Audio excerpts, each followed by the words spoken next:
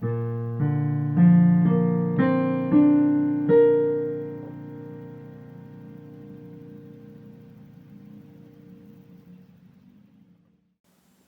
tous les grands édifices qui dominent nos villes, nuls ne sont plus spectaculaires et plus fascinants que les cathédrales.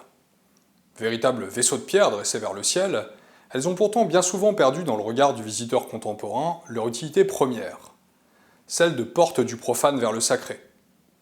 Pour la plupart construites au Moyen Âge, elles répondent d'une architecture hautement symbolique, qui dépasse largement les simples considérations esthétiques. Je vous parle aujourd'hui d'un art qui cherche à ouvrir les portes du ciel, l'architecture sacrée des cathédrales.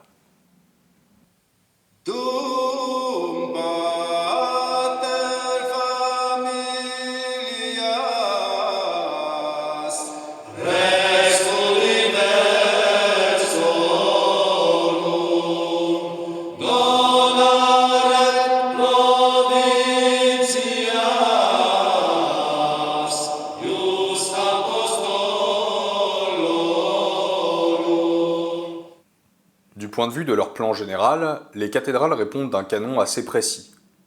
On découvre les deux tours de part et d'autre de la façade principale, le narthex, vestibule assurant la transition entre extérieur et intérieur, la nef avec ses deux collatéraux, le transept, le jubé qui sépare l'espace utilisé par les fidèles du chœur, réservé aux ecclésiastiques, et où l'on trouve l'autel. Enfin, on découvre l'abside, qui comporte souvent de petites chapelles latérales. Dans son agencement, la forme de l'édifice correspond donc à une croix. Cherchons à comprendre ensemble la portée symbolique de cette organisation. Le premier élément à mentionner concernant les grandes cathédrales de France est qu'elles ont pour l'essentiel été construites entre le XIIe et le XIIIe siècle, c'est-à-dire à une époque de très grande ferveur religieuse. Le Moyen-Âge constitue véritablement un sommet de la foi chrétienne. Et les cathédrales, par leur dimension spectaculaire et la prouesse technique qui les caractérise, témoignent de cette dynamique spirituelle. Le visiteur contemporain perd souvent de vue cette dimension, oubliant que le but premier d'une cathédrale est de rendre gloire à Dieu. Aussi, le meilleur angle d'approche pour comprendre ces édifices est-il avant tout théologique et métaphysique. Alors plongeons dans la spiritualité des bâtisseurs de cathédrales. Au XIIe siècle, une théorie déjà anticipée par les grandes civilisations antiques, et notamment évoquée par Platon, a une importance centrale. Cette théorie est confrontée à la Bible par de nombreux auteurs et théologiens. Il s'agit de l'analogie entre le microcosme et le macrocosme. Qu'est-ce que cela signifie ? Le monde, à l'échelle macroscopique, c'est-à-dire le cosmos, se reflète en l'homme qui en est une réplique en plus petit. L'univers, avec ses galaxies et son vertigineux environnement spatial, s'exprime analogiquement dans l'âme humaine. Ridiculement imperceptible quant à ses proportions au regard de l'univers, l'homme possède l'esprit qui n'est pas spatial et dans lequel se réverbère le cosmos. Plus encore, homme et cosmos sont à l'image de Dieu, qui en est le créateur et l'organisateur. Tout ce qui existe dans le monde sensible trouve ainsi son analogie dans le monde divin, et l'homme en est le médiateur. Allons plus loin pour saisir la portée de cette théorie du microcosme et du macrocosme. L'appel de l'homme vers ce qu'il ressent intimement comme la beauté, la bonté ou la justice définit pour le chrétien une polarité dont l'âme est un capteur. Il s'agit d'une connaissance par intuition ou par contact, comme l'exprime par exemple la fresque de la création d'Adam de Michel-Ange. Tout comme la boussole désigne le pôle, l'âme humaine désigne son pôle, ce moteur immobile, comme le définit saint Thomas à partir de la pensée d'Aristote, par-delà l'espace et le temps, qui a initié la création et dont le nom le moins impropre que le langage puisse fournir est amour. Dans une tension passionnée, l'âme humaine tend vers cet amour qui est à la fois l'origine et la fin des temps, l'alpha et l'oméga. Le principe divin peut ainsi être perçu comme un centre, vers lequel toute la création tend, comme le moyeu d'une roue, stable et fixe, autour duquel le monde tourne. Cette symbolique de centralité divine est hautement présente au Moyen-Âge. On la retrouve notamment dans le thème de la célèbre rosace, qui est glorifiée par les vitraux, et dont la géométrie parfaite ramène toute courbe vers le centre. Ou encore dans la clé de voûte, élément situé au croisement des arcs du plafond des cathédrales, qui symbolise lui-même la voûte céleste. Tout comme l'architecte de l'univers soutient le cosmos par sa centralité, la clé soutient la voûte du temple de Dieu. En outre, les monastères, qui ne cessent de prendre de l'importance au Moyen-Âge, participent de cette symbolique de centralité spirituelle, atemporelle, au milieu du mouvement du monde. La devise des moines chartreux n'est-elle pas, par exemple, « Le monde tourne, la croix demeure » ? Eh bien, si Dieu est un centre, l'homme est à son image car il dispose lui aussi d'un centre, exprimé symboliquement par le cœur, qui est à comprendre bien au-delà d'une approche sentimentaliste. Ce cœur, dont parlera abondamment Blaise Pascal au XVIIe siècle en reprenant des considérations théologiques médiévales, est un peu comme le cœur d'un arbre. Il s'agit de ce qui est le plus central, le plus structurant dans l'homme, le noyau de lui-même, qui, par-delà le rationnel, lui donne intuitivement accès, et comme par analogie, à la centralité divine. Par son cœur, à son échelle microscopique, l'homme tend vers l'amour qui en est la source, le principe divin qui anime le macrocosme. Alors, si l'homme est à l'image de Dieu, eh bien la cathédrale est à l'image de l'homme. La grande nef est semblable à un corps dont les transepts forment les bras. L'église cistercienne, au XIIe siècle, était conçue sur un plan comportant 12 mesures égales dans le sens de la longueur, par 8 dans le sens de la largeur, soit un rapport de 2/3, correspondant aux proportions du corps d'un homme bras écartés. Le corps de l'homme, lui-même temple de Dieu, est ainsi défini comme norme établissant de manière analogique les proportions parfaites du ciel. Cette idée du temple à l'image de l'homme est déjà présente dans l'Ancien Testament, où les dimensions de l'arche construite par Noé pour échapper au déluge, dans la Genèse, sont proportionnelles à celles d'un homme. 300 coudées de longueur, par 50 de largeur et 30 de hauteur. On retrouve encore un tel rapport proportionnel dans l'épisode de la construction de l'Arche d'Alliance, confiée par Dieu à Moïse, pour y contenir les tables de la loi. Un tel rapport de proportion se retrouve encore dans le Livre des Rois, qui raconte la construction du Temple de Salomon, destiné à accueillir le sanctuaire qui abritera l'Arche d'Alliance, précédemment évoquée. Dans le cas des cathédrales, la représentation analogique de l'homme conférée au bâtiment a une dimension encore plus particulière. Par la croisée de la nef et du transept, c'est bien le corps du Christ sur la croix qui est représenté. Une telle considération nous amène à développer la symbolique de la croix. Les auteurs du Moyen-Âge, amoureux de comparaison, n'ont eu de cesse de mettre en avant les implications des 4 dimensions de l'homme, bras étendus et pieds joints. Les 4 directions indiquées par la tête, les bras et les jambes ont ainsi été rapportées aux 4 évangiles, aux 4 fleuves de l'Éden décrits dans la Genèse, ou encore aux 4 points cardinaux. Mais les 2 barres de la croix sont également symboliques de l'existence humaine. L'homme comporte en effet une dimension verticale, c'est-à-dire une aspiration vers le ciel, un appel vers l'esprit, une tension vers la transcendance.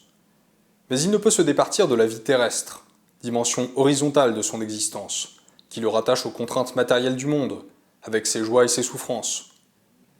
Sa vie se joue à proprement parler à la connexion du corps et de l'esprit, ici et maintenant, entre transcendance verticale et immanence horizontale, au centre de la croix en fait.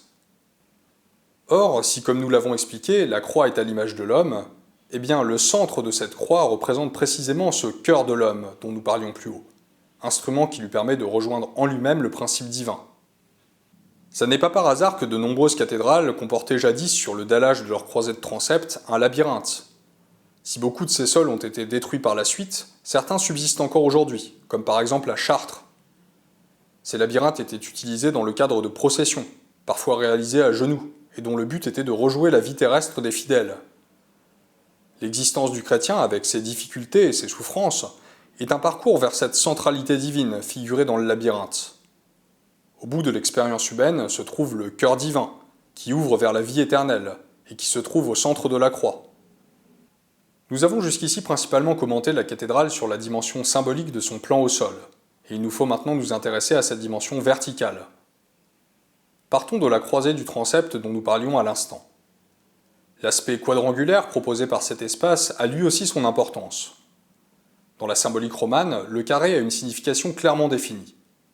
Il s'agit par excellence de ce qui est mesurable, quantifiable, de ce qui relève de l'espace et du temps, c'est-à-dire de la dimension terrestre de l'existence. L'éternité est en revanche représentée par le cercle, sans commencement ni fin, et renvoyant donc à l'infini. Dans cette symbolique romane, cercle et carré représentent 2 aspects fondamentaux de Dieu, le céleste et le terrestre. Le cercle est au carré ce que le ciel est à la terre. Cette complémentarité entre le cercle et le carré se retrouve assez clairement dans l'évolution des temps proposée par la Bible, avec un début et une fin. Au début de l'Ancien Testament, dans la Genèse, on trouve la description du Jardin d'Éden, paradis initial d'où Adam et Ève sont expulsés. Cet Éden se caractérise par sa dimension organique, et son organisation autour de la centralité circulaire de l'arbre de vie. Le dernier épisode biblique, à savoir l'Apocalypse de Saint Jean, décrit pour sa part l'apparition à la fin des temps de la cité parfaite, la Jérusalem céleste, dont les mesures sont données par un ange et qui se caractérise par la perfection de ses proportions quadrangulaires. Dans l'approche linéaire de l'histoire que propose le christianisme, on passe donc du circulaire au carré. Quand les temps sont consommés, le projet divin s'exprime par la perfection quadrangulaire de la Jérusalem céleste, dont l'imaginaire se retrouve largement dans les cathédrales, avec l'application séquencée d'une géométrie carrée. Une fois ces éléments convoqués, revenons-en à la dimension verticale des cathédrales, en partant du sol vers le toit. Comme nous l'expliquions, le plan au sol représente l'homme, microcosme qui appartient à la Terre sous une géométrie relevant principalement du carré. Mais les voûtes, souvent peintes au Moyen-Âge en ciel étoilé, représentent pour leur part le cosmos, macrocosme. C'est précisément dans les voûtes qu'on va retrouver les formes courbes, renvoyant à une géométrie circulaire. Cela peut être dans les arcs, mais également dans les coupoles, qui sont hautement caractéristiques d'une représentation symbolique de la perfection et de l'éternité. On notera ici le rapport entre la forme arrondie de la calotte crânienne, partie la plus haute du corps de l'homme, et celle de la voûte céleste, représentée par la coupole. Mais ça n'est pas tout. Au point le plus central de cette coupole, ou bien de la croisée d'ogive, on trouve bien souvent une ouverture circulaire, appelée oculus, et qui constitue le passage vers ce qui est au-delà du cosmos. C'est la porte du ciel, le point central offrant la vie éternelle. À Notre-Dame de Paris, cet oculus est surmonté par la flèche, élément de toiture le prolongeant. C'est ainsi un chemin de la terre vers le ciel qui est proposé dans ces édifices établissant le lien entre microcosme et macrocosme et proposant un parcours architectural vers le divin. Les siècles passant, la symbolique de ces monuments, pourtant très vivante au Moyen-Âge, a été peu à peu délaissée. Le XVIIIe siècle et le rationalisme des Lumières fut fatal à de nombreux édifices religieux. En effet, l'Église, en tant qu'institution, ne fut pas insensible à la pensée des encyclopédistes. Elle voulut rationaliser ces monuments, supprimant l'essentiel des labyrinthes de dallage, considérés comme relevant de la superstition, et maquillant des ornementations médiévales parfois jugées obscènes. Elle détruisit d'elle-même l'essentiel des jubés, et fit disparaître de nombreux vitraux pour faire rentrer la lumière du jour, là où les anciens percevaient dans les atmosphères tamisées la possibilité de l'épanouissement des mystères divins. Le coup de grâce fut donné par la Révolution de 1789, à l'occasion de laquelle les églises de France furent largement saccagées. Beaucoup d'entre elles furent même détruites, vendues au prix de la pierre et remplacées par de nouvelles constructions. Faut-il en vouloir aux révolutionnaires? Oui et non, car la déchristianisation du pays était déjà largement avancée au moment où l'orage révolutionnaire s'est déclenché. Par exemple, l'abbaye de Cluny, détruite et vendue au prix de la pierre suite à la vente des biens nationaux, ne comptait plus qu'une dizaine de moines en 1789, contre plus de 1000 au Moyen-Âge. Comme beaucoup d'autres monastères, qui avaient été jadis des centres puissants de la spiritualité chrétienne, Cluny n'était déjà plus qu'une coquille presque vide. Certaines vérités qui avaient pendant des siècles brillé dans le cœur des hommes s'étaient peu à peu perdues dans les ténèbres.